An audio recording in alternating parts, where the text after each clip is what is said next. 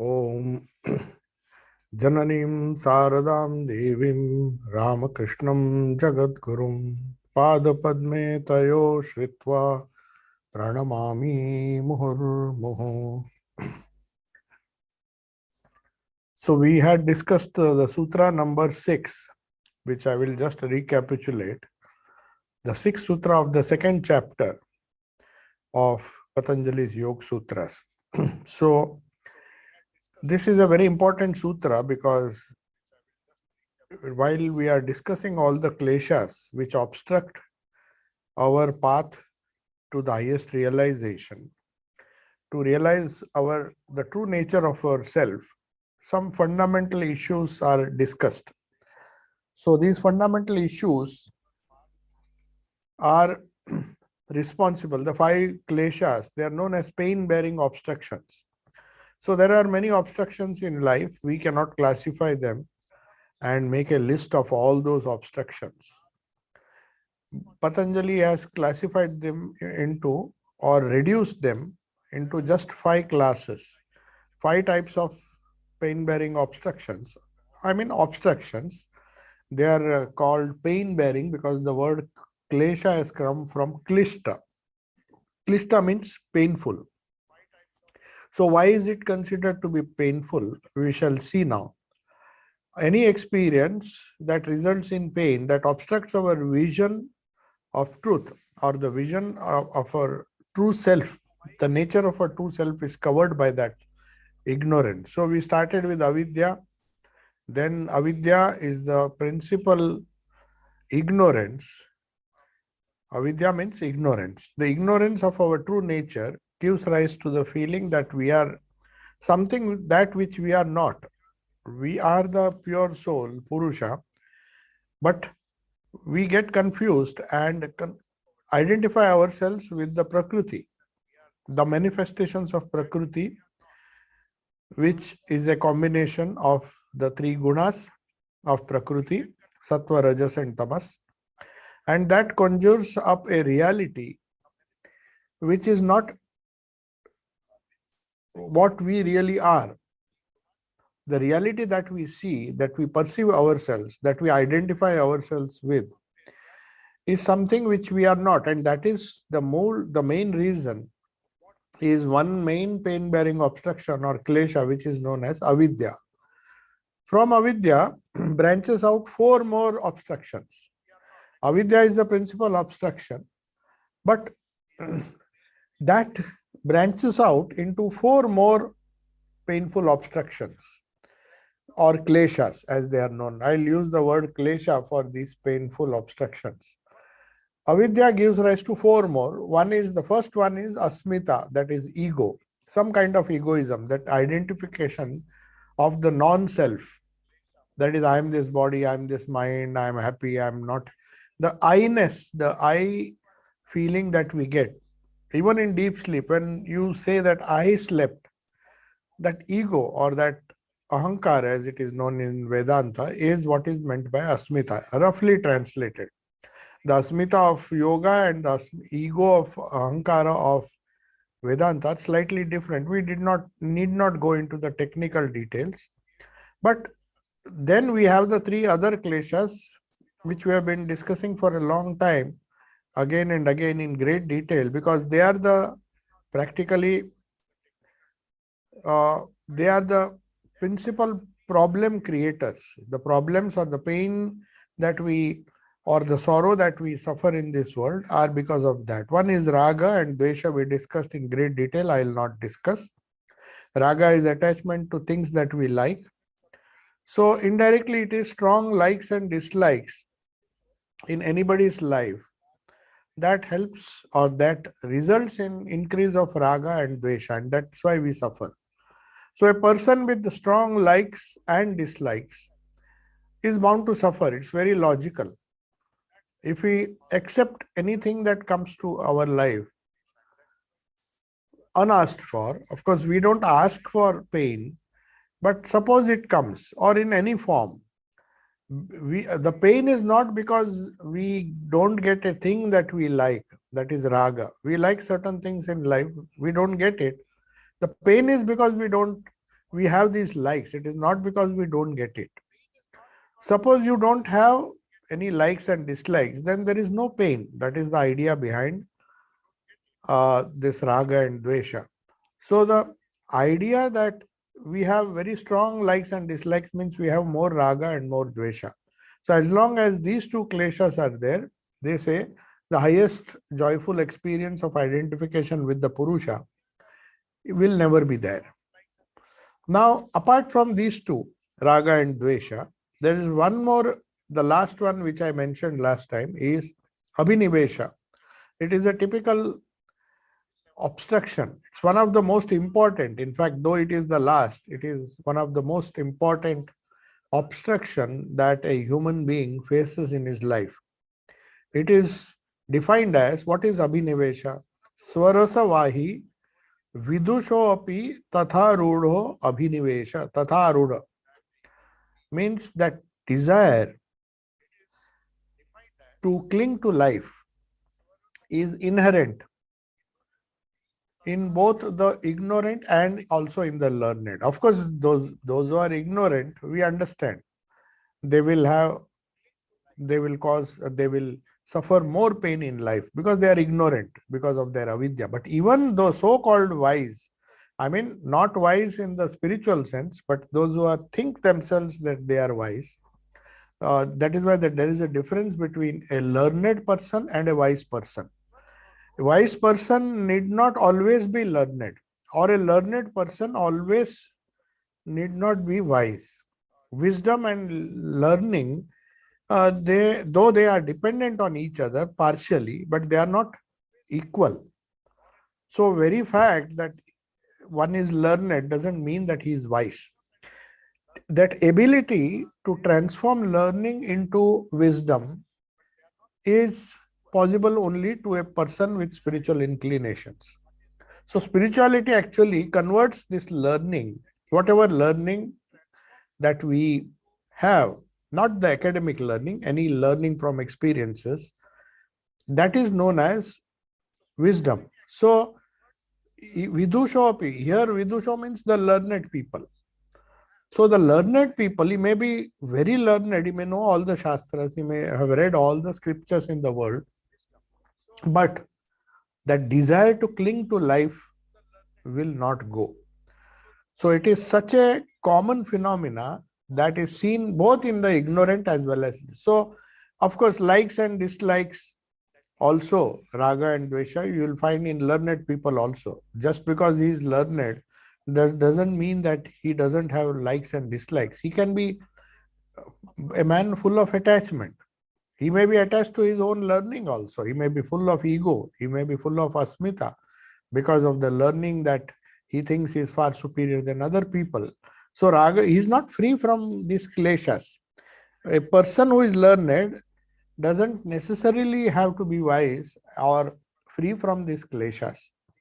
But here in this special case, it is more true because this is a klesha, abhinivesha is a klesha which does not go. Even if one is very, very learned, he may give up raga and dvesha through his learning, through the power of his learning. If he is learned properly, he might have a philosophical attitude towards life and say, okay, I should not have these likes. There are things which I don't like and they will come to me, and there are things that I like which I may not get. So I'll have to be content. So that contentment one may attain in life. But that doesn't mean that he has got rid of abhinivesha. Why? Because this particular experience is not acquired in this life. That is one key point to be noted here. Because the mind retains the impressions of the death experience from many previous incarnations. All other experiences, you may say, they are based, most of them are based on the experiences that we undergo in this life. For example, I have developed certain likes towards certain food, certain things, because of my parents or because of my neighbors, because of my peers, because of my surroundings. You have been brainwashed, as it were, to think like other people. Oh, everybody likes this, so I should also like this. Everybody watches television, so I should also watch. So the child, consciously or unconsciously, when he grows up, he or she grows up, uh, picks up these likes and dislikes. It's not that he has been trained to like certain things. In unconsciously is absorbing from the surroundings. If he sees his father is addicted to smoking, perhaps there are greater chances that the son also will be addicted. Similarly, if in the family somebody hates eating certain kinds of food, then there is a tendency that all the others in the family also inherit. They have strong dislike for certain kinds of food. So these things are acquired in this life, whereas that desire to cling to life doesn't have to be taught. And that is the reason this abhinivesha is more powerful in binding a person. Even the wise person falls because nobody likes to die. And the reason Patanjali gives is because it is Swarasa Vahi. So we will discuss this. Swamiji has very nicely discussed it in Rajoga. This clinging to life, the actual meaning is abhinivesha means fear of death, clinging to life. But actually speaking, it is fear of death. What do you mean by clinging to life? We cling to life because of some experiences of the past. Unless, see, in this life, unless somebody has tried to commit suicide and has somehow survived, he will not have near-death experiences in this life. There may be certain people who, very few exceptions, who might have tried to commit suicide and somehow they were saved. And then they have a hint, though they have not died, they have a hint that what death is. When they were approaching death and somehow they were saved by some people and they were somehow saved, that memory can prevent them from committing that suicide again. That fear of death may come. But what about the majority of us, those who have never seen death in their life? They have seen others' deaths. See, seeing others' deaths doesn't give you a fear of death, though it can partially affect you, because we see so many people, and in fact, many of us are so insensitive that even if we see thousands of people being killed, we just watch it on television. We really don't feel it. I mean, to be really honest, we may say, oh, so what a thing is going on, people are dying, the war is going on. We may sympathize with these people. But do we really feel? Because we are watching all these things in the comfort of our drawing room. We are watching it, though we may sympathize with them, but we really don't feel. So we don't experience death. Unless you are in the midst of the battlefield, you don't have that fear of death. We always seem to think that we are safe and nothing is going to happen to us. As Yudhishthira said, it's a very surprising thing that this fear of death, though it ought to be there, we see by seeing other people, we don't get that kind of fear. For example, when we see other people sick, for some time we may have a feeling that if tomorrow I am in that same position, then I will also suffer, seeing somebody else suffer. But that's a temporary thing. That samskara goes away, because the moment we are away from that scene or away from that situation, we just don't think. It is a different thing where some of the doctors or the medical staff, they are seeing death every day. But even them, they say, it is said, I do not know because I have never worked in the medical field, but many of them get used to it. They say, we don't feel.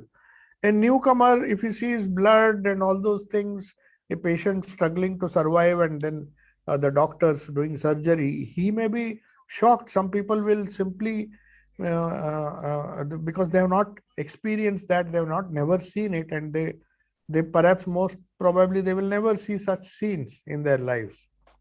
So they have no idea. But the people who are doing surgery day and night, seeing death before them, even they lose some kind of sensitivity.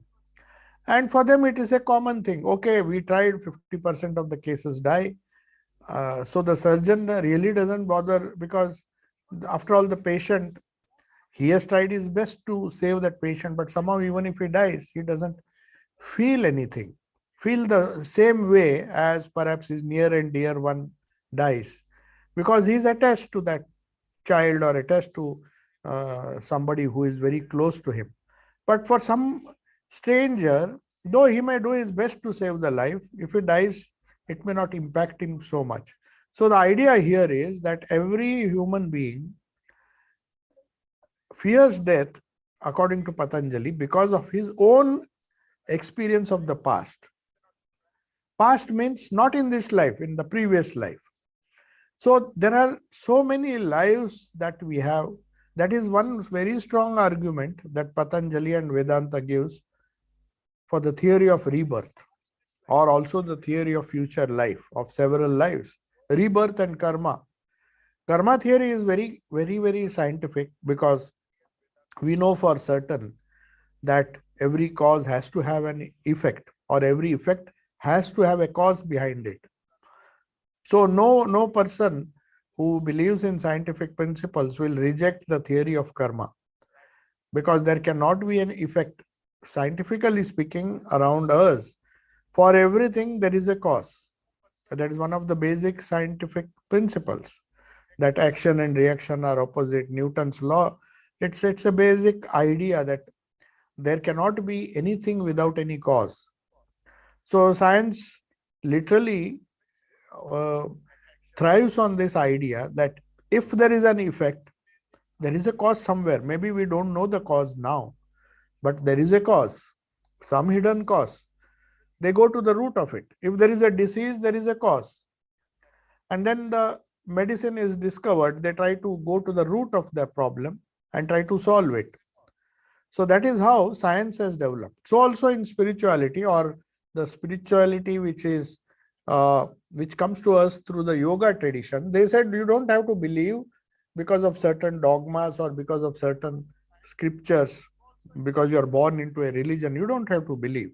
You take up this yoga and try to understand in a very scientific way why clinging to life, or this abhinivesha, affects intelligent as well as ignorant people. Even an intelligent person, because he has experienced death in his previous life, not only one previous life, he has died several times, hundreds of times he has undergone death. So many attempts have been made to prove the existence of past life and future life, of karma and rebirth.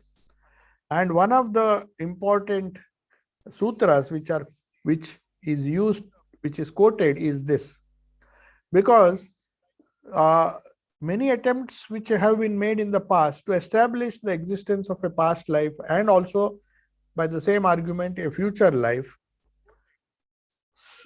this sutra says that since it is a common thing, even it is manifested in every animal, not just human beings, even animals who are totally ignorant of many other things, like they are not as intelligent as human beings, but even they have a fear of life.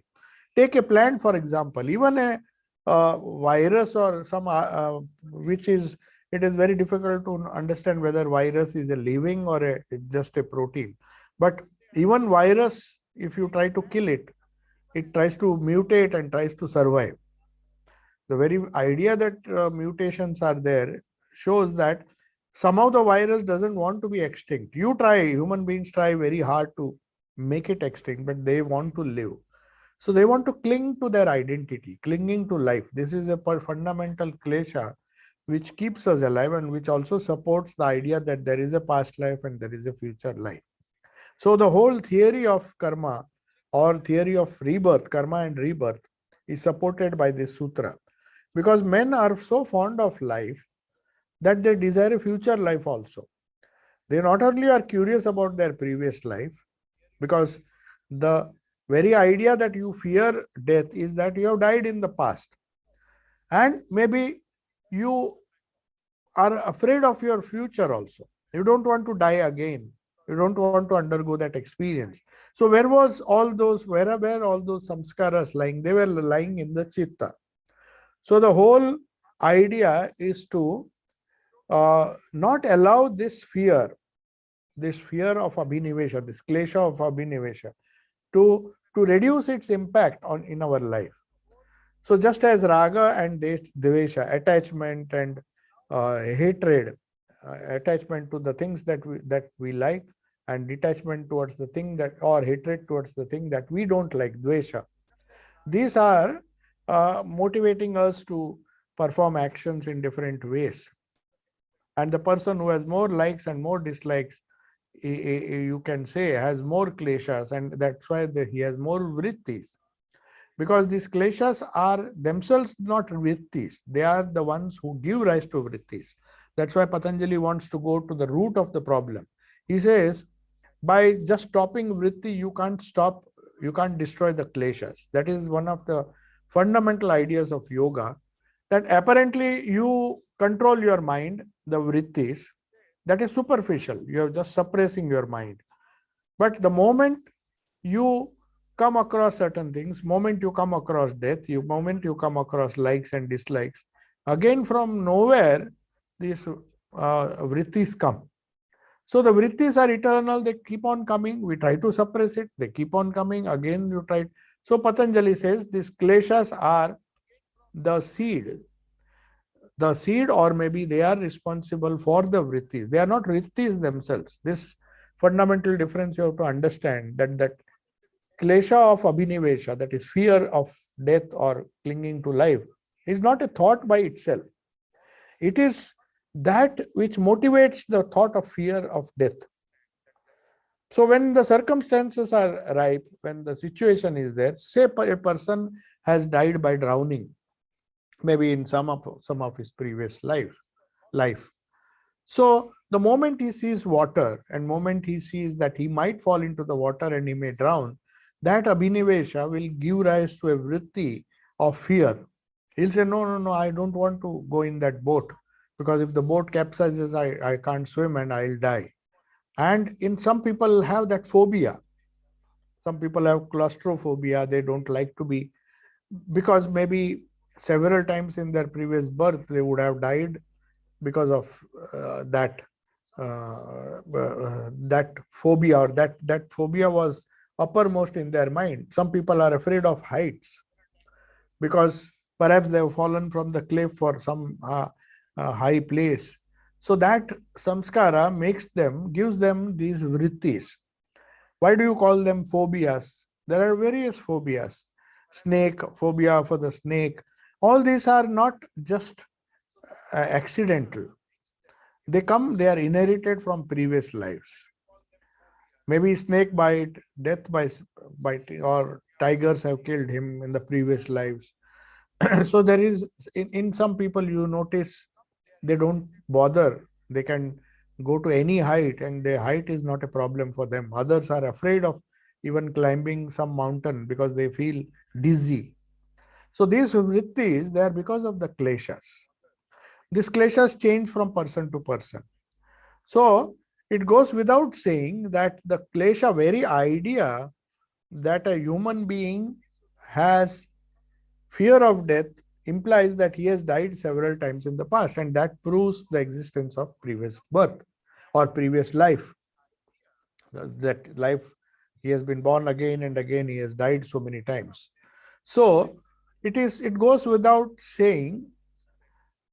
It may be a curious idea. Western countries, this though the Western scientists may accept that this idea of clinging to life indicates a possibility of future life, it not only applies to men, then why can't we apply it to animals?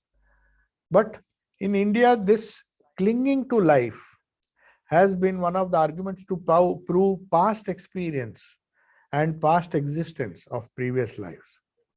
For instance, if it is true that all our knowledge has come from experience, then it is sure that that which we never experienced will not cause any fear.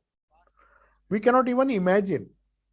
If you take a child and if he doesn't know what a particular thing can cause a problem for him, he will just put his finger into the fire, because in this life he has not experienced. But once his finger burns in the fire, next time even an ignorant person or ignorant animal will not touch it. But sometimes you see the ducks or the some of the birds which survive in water. As soon as the chickens are hatched, they start picking up food, or they start swimming, or if they are ducks. But the chickens immediately, as soon as they are hatched, who teaches them? It is instinctive, that desire to survive. So many times it has been seen that when ducks have been hatched by hens, that as soon as they came out of the eggs, they flew to water. And the mother thought they would be drowned, because you see, they have been hatched by hens, which hens do not swim in water. So the mother, because the eggs look similar, sometimes they say some birds hatch their eggs in other birds' nest. So the mother hen, thinking that the duck is a young one, her own young one, she wonders how the hen will be drowned, the young one will be drowned. But they are ducks, and they have inherited that old memory from previous experience, that they can swim, and they start swimming. Nobody teaches them swimming. So if this argument, if you apply to this sutra, that if experience be the only source of knowledge, of experience of this life, here one point has to be made clear, that if experience of this life is the only way to gather knowledge, how does the duck learn the young ones of the duck learn swimming? They take to water very naturally. So where did these chickens learn to pick up food to survive? So that fear of death or the fear of drowning, the ducklings automatically start swimming. No mother has to teach them. The mother duck doesn't, because the mother duck has perhaps laid the eggs in a hen's nest, and the hen has incubated it, and it was born, and the moment it is born, it perhaps falls into the water, but it starts swimming. Though the young one of a hen will definitely die, because hens don't swim. So there is no explanation. We can't say it is instinct, because instinct cannot prove many things. There has to be some explanation. What is instinct? Now some people say, no, it is instinct. That is another argument which the scientists give when they don't want to accept this theory of reincarnation. So why should we inherit that knowledge of the past? It is just instinct. We don't want to die. We have many instincts in ourselves. For example, Swamiji gives the example that when you first learn the piano, you had to put your fingers in a particular way on the black and white keys. But after long practice, long years of practice, you can even talk with your friends when you are playing the piano. So it has become instinct now. But that doesn't mean that you have not practiced in the past. Had you not practiced, you just can't put your fingers on the piano and start playing. It doesn't come. It has to become an instinct by hard work. So now it is instinct. It has become an instinct. You don't have to consciously see the keyboard. You can even close your eyes and play, because you have done it so many times. So with every work that we do, our practice becomes instinct. It becomes automatic. And we can't say that this clinging to life is automatic. Why? What is so surprising about it? We see it because we see it all around us, that the plants and everything, if you try to kill it, it will somehow try to survive. It doesn't want to die. No creature, no, even a cockroach doesn't want to die. No matter how much you try to kill it, it will try its best to survive, unless your force is more than its force of surviving. So this, what you call as this automatic instinct for survival, is nothing but something that you have experienced over and over several lives. Every time some nature tried to kill you, or tried to destroy your identity, or destroy your that abhinivesh, or that fear or clinging to life asserted itself. And that is why in the language of the yogi, it is involved reason. So we have to use our reason, but you have to use reason both ways. Can't say that because these things are happening, it will happen in the future also. Then with the same logic, if you have to use involved reason, this instinct which you see now, instinct for survival, is nothing but the only explanation yogi or this sutra gives is it is involved. You evolve into higher and higher beings, but you were involved. So many times as different creatures, you have tried to survive. And every time you survived, maybe you have passed through, as the theory of evolution says, you have passed through so many, in Indian tradition, they say several lakhs of births are necessary to evolve an animal into a human being. But every time there was one thing common, that instinct for survival. That is why Swarasavahi, even the learned person cannot get rid of that instinct, because it has been one of the common factors. Whether we were an insect, whether we were a plant, or whether we were born as tigers, every time death has come, it has left a samskara, and that we are carrying in our chitta or the sukshma sharira. That is how this rebirth is explained. So as a reason, as all reason cannot come without experience. I mean, how do we reason? Our reasoning is based on experience. Gravity, you try to reason out. Why do things fall? Then you have to give a reason for that. Things fall because there is the gravitational force. Once that reason is given, you are happy. Then you don't express surprise when things fall down. Then you know that by law of gravity, everything has to fall down. The earth attracts everything. So the law of gravity is true. I can't go on the top of the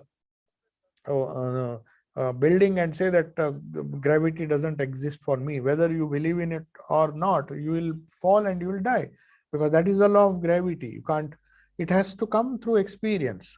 So it is and that experience is a past experience. So chickens, they fear the hawk. They don't want to die. Big kites, the mother tries to protect the chickens. The ducklings, they love water. They want to survive because water is their natural habitat. Then they are all results of past experience. A chicken will not learn swimming, no matter, even if it is hatched in a duck's nest, and the duck might push it into the water, it will simply drown, because it doesn't have that that instinct which can be proved through reason, shows that it was not trained, or it does not inherit the experience of a duck, young one of a duck. So whether this experience which comes to the duck is the duck's forefathers' experience or the duck's own experience. So modern scientific men, modern science tries to say that we don't need this experience. It is all belongs to the body. They try to explain everything genetically. But recent studies, I read a recent study which says only 5% of the genetic pool that we inherit from. We try to say that all diseases are genetic. No, the chances are really less. And people try to trace all our diseases. No doubt there may be tendencies, but we have been brainwashed into thinking that we inherit the genes. Only a very little is inherited. I mean, the genetic pool that we inherit, it belongs to the body, that is less than 1/3 of, or practically nothing compared to the mind that we inherit from our previous life. You may inherit the genetic pool of your parents, but your mind will be your own. This is called theory of reincarnation, that you have come with your own karma. Maybe you have inherited a little bit of the genetic material of your parents, and that will give you maybe some characteristics, biological characteristics, but they are very gross. They have nothing to do. Your samskaras, whether you will become a saint or whether you will become a thief or whatever it is, that will depend on your subtle tendencies, which are known as the samskaras, the kleshas. The kleshas actually, they are the tendencies, inherent tendencies. They are the painful obstructions which are stored in our chitta, the mind stuff, and that we inherit and take it to our next life. So Swamiji now says, commenting upon the sutra, that we have seen that all knowledge that we experience, whether we call it perception or reason or instinct, all come through one channel, and that is experience. Uh, Experience that is classified or that is stored is known as samskaras. Samskaras are accumulated experiences of the past. This is a very, very sound scientific and rational theory, that unless you experience something, you cannot have a memory of it. So all that we now call as instinct, you may just dismiss it. The scientist has a tendency, because he doesn't want to accept the idea of rebirth. He says, no, it is just instinct. It has inherited the instinct of the duck. So the young one, when it is thrown, it's just an instinct. But you have to give an explanation for this instinct also. So finally, Swamiji says it is because it is Swarasavahi. Swarasavahi literally means continuously flowing from previous births. So it is a result of past experience, which has now degenerated into instinct. And that instinct again regenerates into reason. That is how a man, an animal, or a lower being, it evolves into a higher being when its reason evolves. So human being starts thinking. Animals don't think because their reason is not involved. They don't have enough experience. A human being, that's why they say, Shankaracharya says that human birth is such a rare thing, because we had to pass through so many experiences. It's a very valuable thing. It's not got so easily. We have been born and we have died thousands and millions of times as lower creatures, and slowly, finally, we have evolved, and we have got a mind.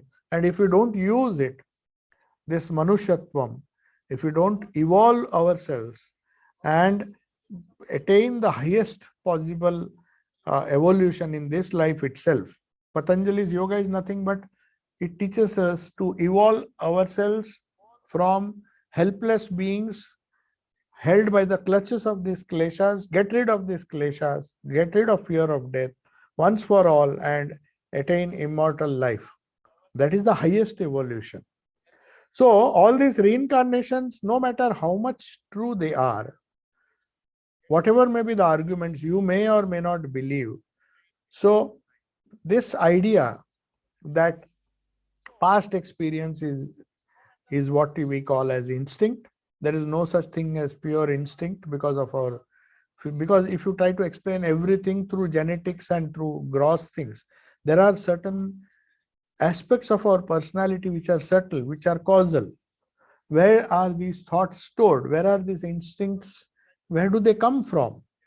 So the recurring experiences of fear in course of time, we see the recurring experiences of fear of death, they produce this clinging to life, this abhinivesha. That is why the child is instinctively afraid, because the past experience of pain, of death is there in it. Even in the most learned of men, who know that this body will go, and who may say, oh, never mind, we have had hundreds of bodies and the soul cannot die. They may outwardly say, because if you read too much, that is the idea. The same thing happens when we read too much of Advaita and think that we have intellectually grasped the ideas of Advaita. But the thing is, have we translated into action, which is very difficult. Even the wise people who seem to give a wonderful, we all we have the capacity to give these wonderful ideas of immortality. It's very easy to intellectually understand the concept of immortality by listening to a few videos on YouTube and say that Advaita, I believe in Advaita. But Swamiji says, even in them, never mind, we have had hundreds of bodies and the soul cannot die. So I am not afraid. even in them, with all their intellectual convictions, they still fear death. Only a person who has really realized that he is the spirit, like Jesus, he said, I don't care whether you crucify me or do anything. We don't find any clinging to life. Sri Ramakrishna, he never bothered.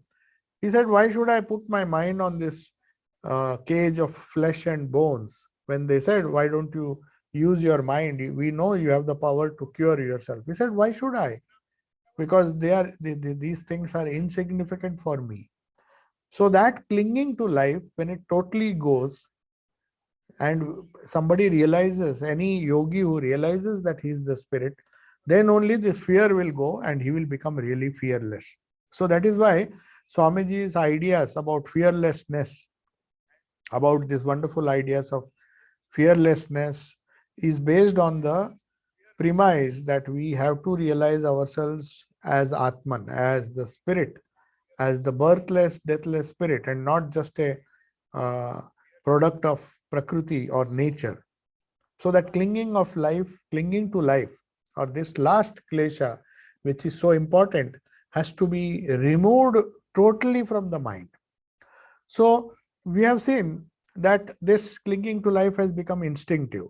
We have to accept it. Even Yudhishthira says in the Mahabharata that every day we see that people die, but the surprising thing is that we don't think we are going to die. So why we find this clinging to life exists in everybody? Why is this? Do we ever bother to find out whether it is a problem or not? We just wish away. Said, oh, anyway, I'm not going to die. So it really doesn't matter. Somebody else is dying, it doesn't make any difference. But Buddha could not sit quietly. When he saw, the first experience was, it created havoc in his mind. He said, no, I have to find out before I die. My life is too valuable to be spent in making fun and enjoying the life in the palace. He had a wife and a child. He had seen only happiness till then. But one incident was enough, because that samskaras, that clinging to life, based on his past experience, said that this has to be solved. He was in a hurry. He just said, no, I can't wait. I can't take a chance.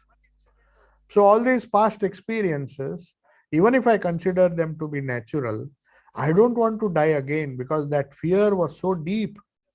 So that's why they say this idea for mukti does not come when the fear of death is not present. So in a way, fear of death, this hidden fear of death, when you start thinking deeply on death, Swamiji once gave a wonderful advice to some of the young people who were freedom fighters. They wanted to hear some inspiring message.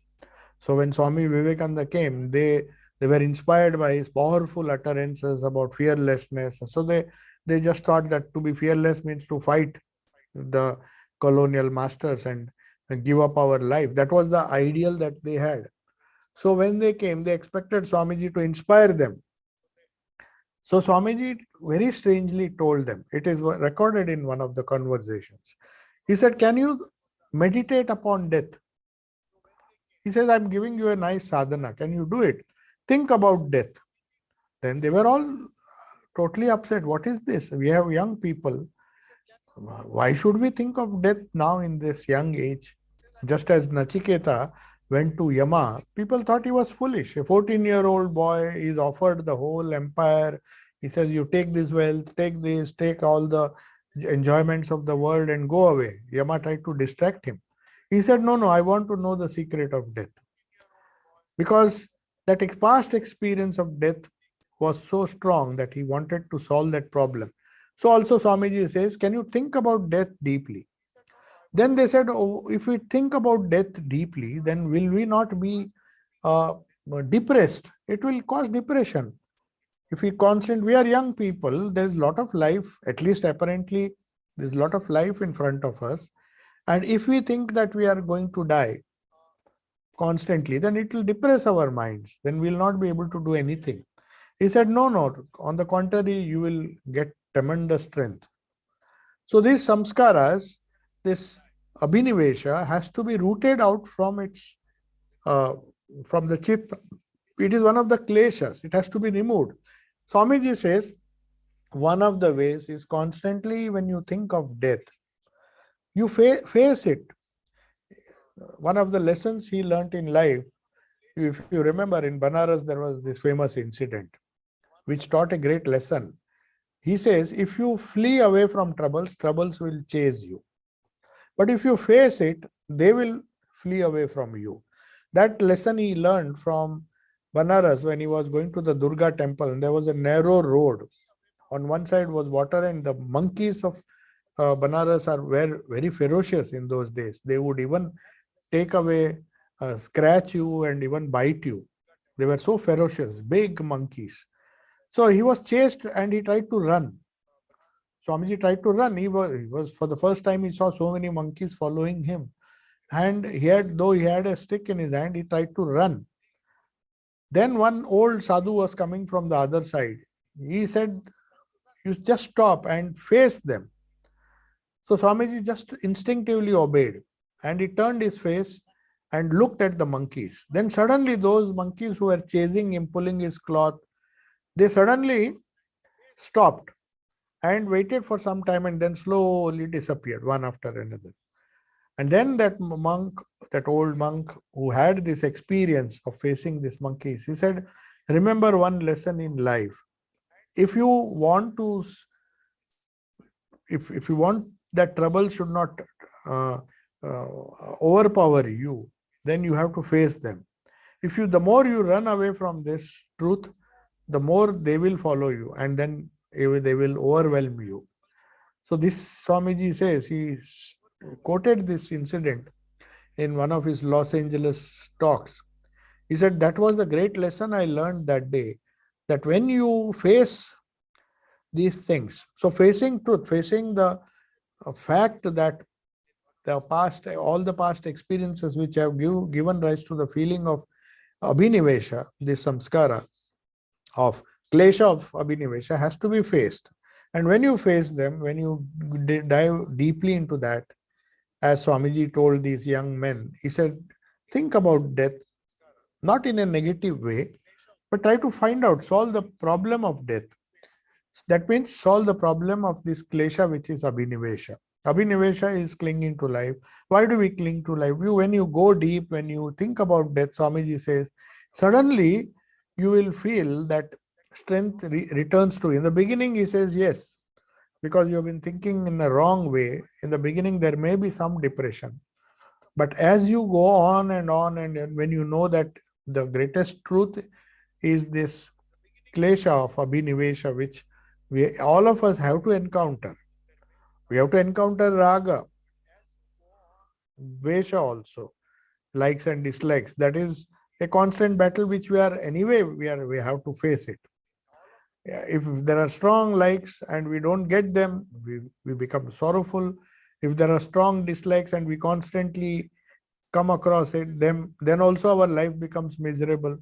So all our sorrows have their root in raga, dvesha, no doubt. But klesha, this klesha, the last one, which is abhinivesha, the fifth one, helps you when you face it, when you try to root it out.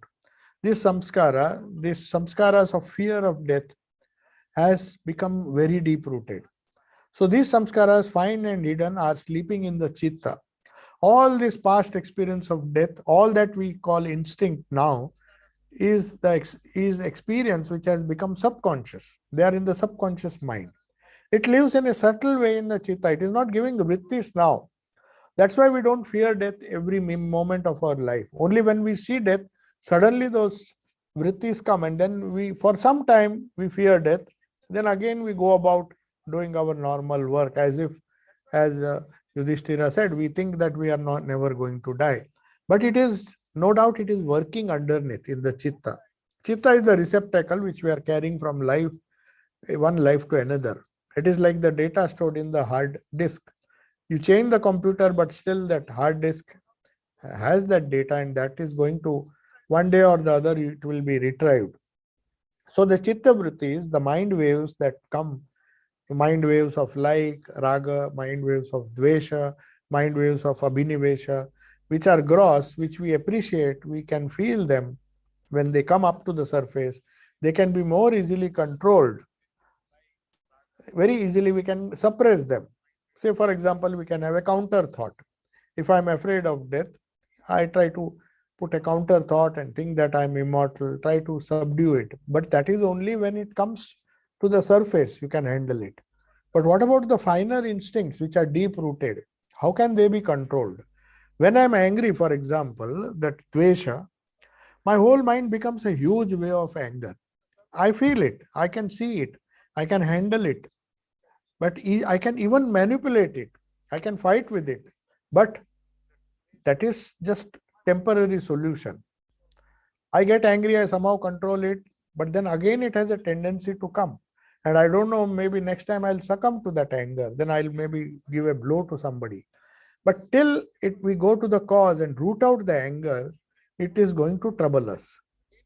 So a man says something very harsh, Swamiji says, a man says something very harsh to me. First I begin to get heated. I just get irritated. I don't react. And he goes on and on and on abusing me till I'm perfectly angry. Now the vritti has come to the surface. Then I forget myself. That ego which suppressed the anger, that vritti became so powerful that I identify with my anger and then react to it. When he first began to abuse, that person started abusing me, I thought I am going to be angry. Once or twice I just listened to his words and I say, but don't make me angry. Then he continued.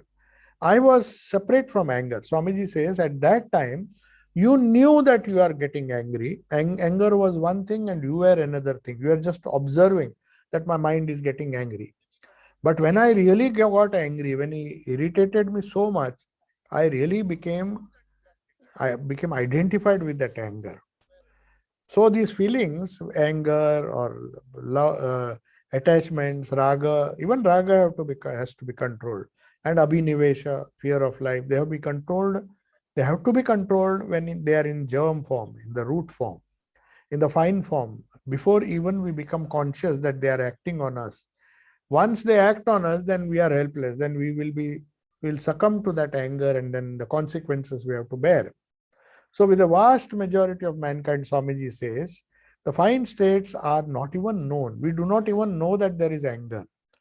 When they emerge from the subconscious mind, when a bubble is rising from the bottom of the lake, you don't see it. You don't even know till the bubble comes and then increases in size. As the bubble is very small, we don't notice it. When it comes to the surface, it becomes big.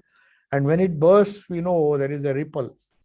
So we can be successful in grappling the waves caused by these bubbles, only if we catch hold of that and not allow the fine causes to manifest. That is what klesha tanukarana means. Tanukarana means reducing the impact of the kleshas. So we don't have any hope of conquering our anger, conquering all these things, passion perfectly, till we go to the root. That is the whole idea behind discussion of these 5 kleshas. To control our passions, to control our anger, raga, dvesha, abhinivesha, avidya, asmita, all are the various pain-bearing obstruction. We have to go to the root, and Swamiji gives an example, dagda bija, that is fried seeds. Even if they are thrown into the ground, they will never sprout. Dried seeds will sprout. But if you somehow burn them, so what do you mean by burning these seeds? That is to be understood. Dagda bija avastha. So how to do that? It is explained in the next sutra, which we'll discuss in the next class. Te prati prasava heyaha sukshmaha. These fine samskaras, which are in the subconscious mind, are to be conquered. How? By resolving them to their causal state. You go to the causal state and then you resolve. So these samskaras are the subtle impressions that become gross, become big bubbles later on. So how are these samskaras to be controlled? By resolving the effect to its cause. What does it mean? We'll discuss in the next class. When the chitta, which is just an effect, is resolved into its cause, it becomes asmita. As I told you, the first manifestation of avidya is asmita or egoism. So you resolve all your If you remove the ego, then you will see all the other three goes. Then only the fine impressions die with it. And just by meditation, by suppressing, meditation means by suppressing the waves, vrittis, you can't destroy this. You have to destroy it. There are other ways. For example, the whole mantra shastra is based on this. Now, I'll not enter it because it is not a part of this. Mantra shastra has come from Tantra. So there are many ways. Patanjali will propose one way in the yoga philosophy, but in the Tantra philosophy, you have the idea of mantra.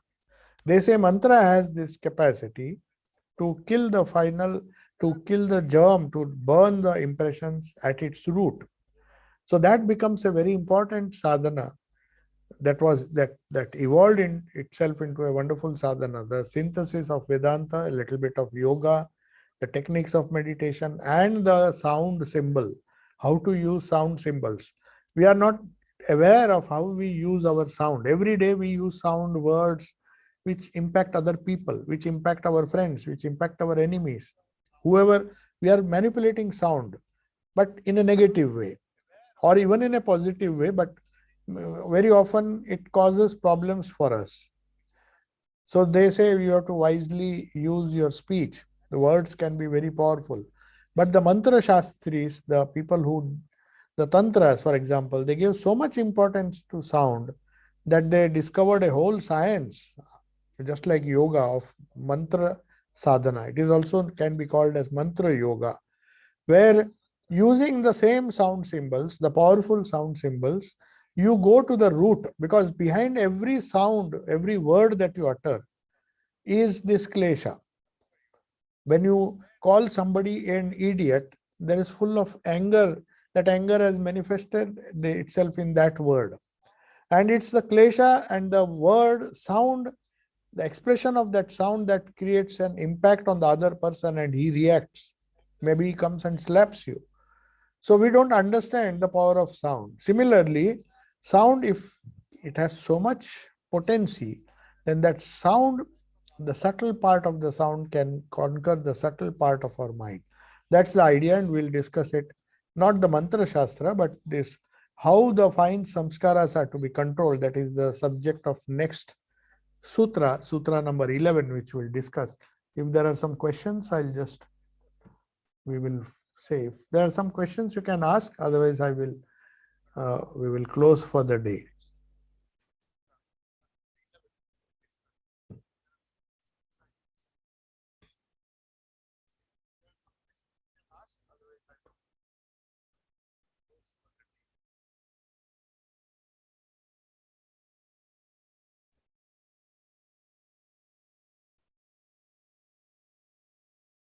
No, apparently there are no questions. So I'll take. Oh, there's one question. Giovanni is asking, if we know that we used words in a wrong way in the past towards someone, what can we do to fix it? Yeah, obviously not use the same words again. That's why I told you the proper use of words. To counteract that, you have to use the opposite. In the yoga, we will discuss it in our next class, how these causes, we can go to the root cause of why did we use the word in the first place. Some words which have created a negative impact on others' lives, why did we first use? It's not enough if we say, oh, I will not repeat it. No matter how much we say or convince ourselves, and we sorry and say, oh, I'm sorry, verbally say, I'm sorry. It may temporarily solve the problem, but till you really solve the basic problem, which was the cause of your cursing or using some words which are not good, that problem is not going to be solved. So whether we lose control because we allowed it to come to the surface. That is what I discussed. So that discussion is a very long discussion. That will be the subject matter of the next sutra, how the samskaras are to be controlled. One thing is, Swamiji says in Sutra 10, which we discussed just now, te pratiprasava heyaha sukshma. The pratiprasava means by resolving them into their causal state. Prati prasava. Prasava means to create. Prasava means to give birth to new samskaras. Prati prasava means go back, stop the process of creation. We create problems. So then prati prasava of creating problems is to solve the problem by going back to the cause. So that is a very long discussion. So we know these words have created problems in the past, but we don't know why these words came. If we even take a resolution that I will not use these words again, but still we find that we are committing the same mistakes again and again. So the reason Patanjali says, we'll discuss it in the 11th sutra, because we have not gone to the root cause. Only when we go to the root cause and resolve it into our ego, somewhere the ego is involved. If the ego was not involved, we would not have spoken those words. Somehow our ego was hurt. So we have to trace it back to our ego and then go to ignorance. So meditation can help us to prevent raga, dvesha and abhinivesha from manifesting. Temporarily it is a temporary solution, but the original solution is to make it go back to the cause. How to do it will be the subject matter of 11, 12 and other sutras after that. We'll look into it in the next class. Om Shanti Shanti Shanti Hari Om Tat Sat Sri Ramakrishna Arpanamastu.